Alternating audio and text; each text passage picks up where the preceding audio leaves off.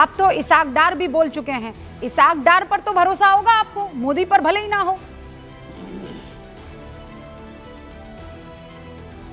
देखिए रूबिका जी, आपने 3-4 लोगों का जो नाम लिया, मुझे लग रहा है कि आपको इन पर बहुत भरोसा है। चाहे वो इसाक डार हो, चाहे मसूद इलियास हो या नजम सेठी हो। अरे मुझे तो देश के प्रधानमंत्री पर भरोसा है। टैगलाइन और कोड दिया गया, डीजीएमओ की स्पोक्सपर्सन पर भरोसा है। अरे सुनिए, आप लोग सवाल उठा रहे थे ना, तो आज आपको आईना दिखाऊंगी कि नहीं दिखाऊंगी? हैं? आज तो आपके साथ एक सेल्फी लूंगी मैं कि यही है वो जो झूठ फैला रहे थे, यही है जो बरगला रहे थे। आपको आईना दिखाने के लिए इस इसाक डार को मिला रही हूँ। मुझे कोई इंटरेस्ट नहीं है, आप लोगों के सगे हैं वो। भाई सुनिए ना, वही तो मैं आपसे जानना चाह रहा हूं कि ये लोग जितनी बातें बता रहे हैं वही सच है, बाकी चीजें सच नहीं है। अगर इनको टैगलाइन बना रही हैं, अगर इनको कोट कर रही हैं कि ये लोग जो कुछ कह रहे हैं वो बेहतर कह रहे हैं, सही कह रहे हैं, तो मुझे नहीं लग रहा कि ये बेहतर बात है। और आप जैसी पत्रकार अगर इनको एग्जाम्पल में लेकर जा रही हैं तो मुझे लग रहा है। एक सेकंड अजीज भाई, मैं पूरा बात करने दूंगी, आपको मौका दूंगी। पहले मेरी बात सुनिए। मेजर प्रॉब्लम है, मेजर इशू है। या तो जो आप कह रहे थे वो सही है कि डोनाल्ड ट्रंप की बात पर आपको यकीन है, डोनाल्ड ट्रंप ने ट्रूथ पर पोस्ट किया कि अब सीजफायर हो गया है, यानी डोनाल्ड ट्रंप बीच में आए और उन्होंने पाकिस्तान और हिंदुस्तान के बीच में एक सुलह करा दी। राइट? ये लोग आप कह रहे थे। आप कह रहे थे कि प्रधानमंत्री को डोनाल्ड ट्रंप ने फोन किया, माय डियर फ्रेंड मोदी, और रुकवा दी वॉर, है ना? आप ही लोग कह रहे थे कि नहीं? या तो वो सच है, या फिर आज जो इसाक डार कह रहे हैं कि बायलैटरल था ये मामला, तीसरा आने को तैयार ही नहीं किया हिंदुस्तान ने। What is the truth now, you tell me. देखिए रूबिका जी, ये विपक्ष नहीं कह रहा था, डोनाल्ड ट्रंप ने तो 40 बार कहा इस बात को। और यहां पे हिंदुस्तान ने अपना प्रेस कॉन्फ्रेंस किया, उस प्रेस कॉन्फ्रेंस के पहले ही डोनाल्ड ट्रंप ने घोषित कर दिया कि साहब युद्ध रोकवा दिया मैंने। ये विपक्ष नहीं कह रहा था। ये क्या बात आप कर रही हैं? विपक्ष ने तो वो बात कही जो डोनाल्ड ट्रंप लगातार कह रहे थे। और अगर डोनाल्ड ट्रंप जो बात कह रहे थे वो एक बार कहा नहीं, उन्होंने 40 बार कहा। और सच ये है कि आखिर युद्ध रोका क्यों गया? कौन सी ऐसी मजबूरी आ गई जब हमारी सेना लगातार प्रहार कर रही थी, लगातार अटैक कर रही थी और पाकिस्तान डरा हुआ था, सहमा हुआ था, तो आखिर पूरा हिसाब क्यों नहीं लिया गया? क्यों बीच में युद्ध रोकवाने का मकसद क्या था? क्यों रोका गया? बहुत बड़ा सवाल है। ना कि और अगर एक जन्मदिन के मौके पर को कह रहा है, लोगों के लिए डबल झटका आ गया। राष्ट्रपति ये कह रहा है, डबल झटका आ गया आपके लिए मोदी के जन्मदिन पर। पहला तो ये कि आप लोग कह रहे थे वोट चोरी, मोदी ने तो विशेष चोरी भी कर ली है। पूरा देश, पूरी दुनिया, ऐसा लगता है कि सबके सब आकर हैप्पी टू यू सर कह रहे हैं। अब ये जबरदस्ती गला पकड़ के तो बुलवाई नहीं जा सकती है। या फिर आप इसमें भी गला पकड़वाने वाली कोई टेक्निक है जो प्रधानमंत्री नरेंद्र मोदी और उनकी टीम के हाथ लग गई है और वो करवा रहे हैं, चाहे शाहरुख खान हो, चाहे आमिर खान हो, चाहे दुनिया भर के तमाम दूसरे बड़े राष्ट्राध्यक्ष हो। कहिए ना कि आज आपको सच्चाई से प्रधानमंत्री नरेंद्र मोदी के खिलाफ जो नैरेटिव झूठा बुना जा रहा था, आप उस नैरेटिव में फंस गए। इनफैक्ट ये कह दीजिए कि नैरेटिव हमने बनाया, अब उजागर हो गया, हम फंस गए। Last 20 second sir. हाँ, फिर मैं बाकी डिबेट के मेहमानों के पास जाऊंगा। सुनिए जी। देखिए रूबिका जी, मैं वही तो बात कह रहा हूं कि हमारी तमाम 26 बहनें विधवा हो गई।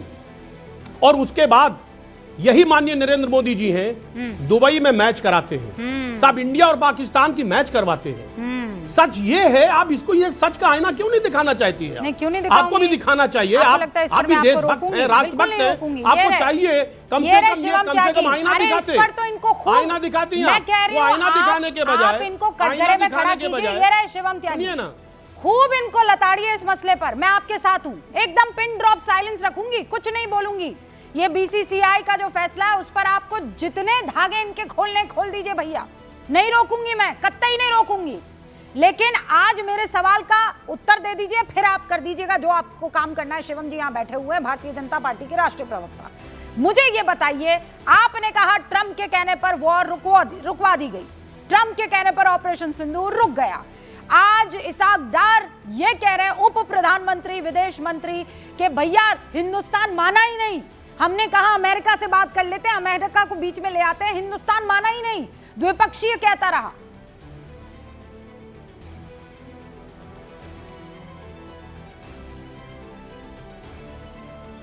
अजीज भाई हमसे बात कर रही है। देखिए देखिए, यही तो मैं कह रहा हूं रूबिका जी, मैं वही कह रहा हूं। देखिए ऐसा है कि दो तरफा बात नहीं चलेगा, सच को सामने कहना पड़ेगा। वही तो कह रही हूं को भी आपसे एडमिट मैं। करना पड़ेगा। अरे मैं माननीय कौन सा हिब्रू में बात कर रही हूं? करना पड़ेगा। सुनिए ना, मैं हिब्रू में थोड़ी बोल रही हूं, मैं यही बात तो हिंदी में कह मेरी रही बात हूं। सुनिए। अरे हिब्रू में नहीं, हिंदी में ही मैं समझ रहा हूं। मेरी बात सुनिए तो, मैं हिंदी में ही समझ रहा हूं। हिंदी में यह है कि हमारी बहनों का जो सिंदूर नष्ट हुआ, खत्म हुआ, उसको खत्म कर दिया गया। उसके बदले में पाकिस्तान से क्या किया आपने? पाकिस्तान के साथ अगर चाहती हमारी सेना उसको छूट मिल जाती, सुनिए ना भाई, उसकी फोटो सुनिए ना, अगर छूट मिल जाती, चीखे मार उसका फेफड़ा बाहर आ जाता। सर ऐसे चीखे मार मार के बोल रहा है वो। पाकिस्तान का दुनिया से नक्शा खत्म हो जाता। हाँ। सुनिए ना मेरी बात, नक्शे से पाकिस्तान खत्म हो जाती। सर ये सच ये है और ये करना चाहिए, यही करना चाहिए, इसी की जरूरत थी भाई।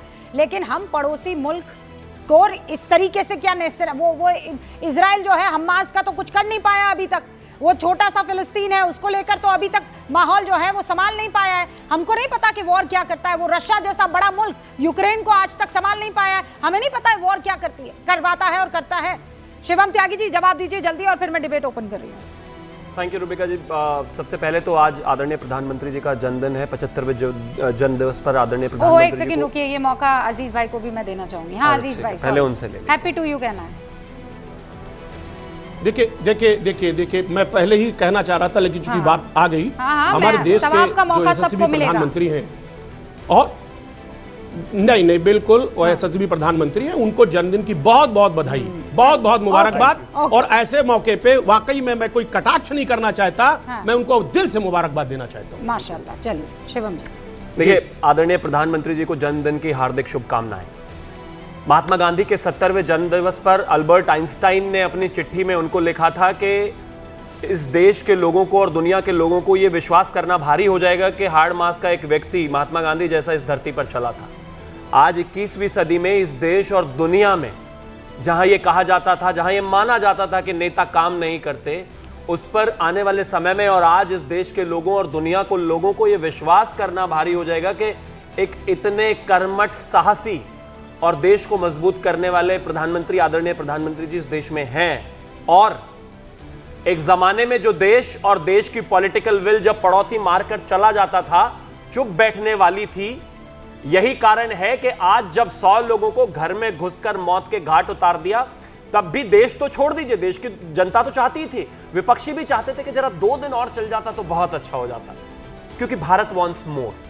इस देश में जिसमें 500 सालों तक एक मर्यादा पुरुषोत्तम भगवान श्री राम का मंदिर नहीं बना, आज देश धीरे से कहता है कि नहीं, एक मथुरा का मंदिर और बन जाता तो अच्छा रहता, क्योंकि भारत वॉन्ट्स मोर। इस देश में जिसमें 70 साल में 6 एम्स बने और अब 18 हैं, और उसके बाद भी नरेंद्र मोदी जी को क्रिटिसाइज करने के लिए कुछ लोग यहां पर होते हैं, वो इसलिए क्योंकि सब जानते हैं और किसी के बस की नहीं है। Bharat wants more.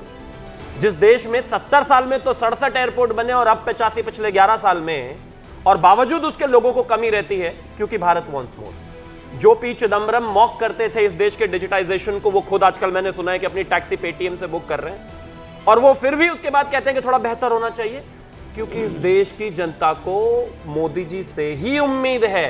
And Bharat wants मोर। वो चाहते हैं कि एक व्यक्ति जैसे किसी परिवार में, कोई गरीब परिवार में बच्चा जो है गरीबी की चेन तोड़ता है, ऐसे ही आदरणीय प्रधानमंत्री जी ने हर स्तर पर, सांस्कृतिक स्तर पर, राष्ट्र के स्तर पर इस देश को बेहतर किया है। देश चाहता है कि वही रहे, वही बदलाव करें। सवाल भी उनसे ही होगा, लेकिन जवाब भी उन्हीं के पास है और किसी को